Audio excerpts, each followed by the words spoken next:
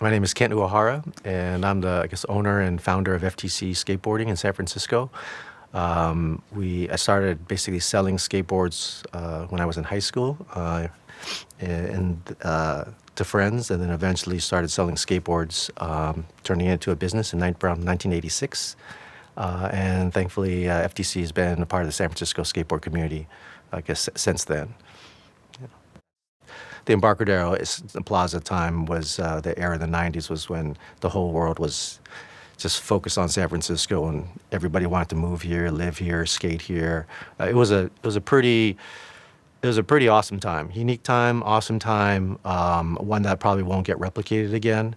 But it's great though, because of what had happened at that time, so many things in skateboarding today have sprouted from it, whether it be legendary pro skaters or legendary brands and companies, and so many things I feel that you see in skateboarding today originated either at there or because of what was going on down there.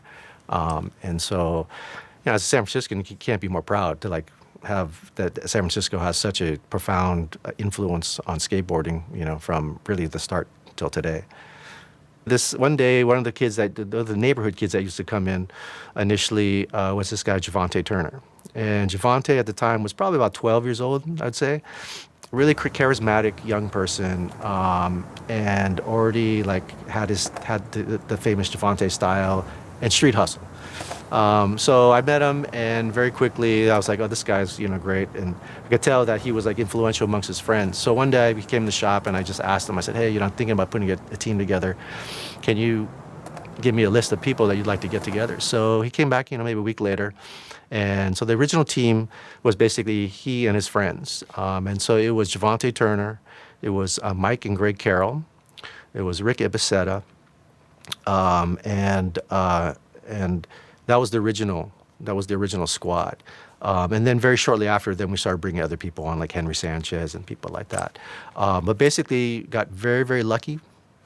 Somehow just picked the right crew of kids, and then eventually all of them got involved in skateboarding. I think four of them went pro, and Greg Carroll became an industry side of things. He had his whole career and everything with Venture and Think and everything.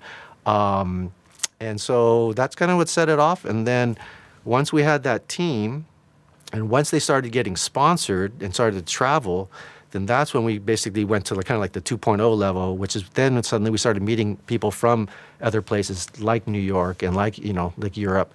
And then the family basically just started to grow and grow and grow.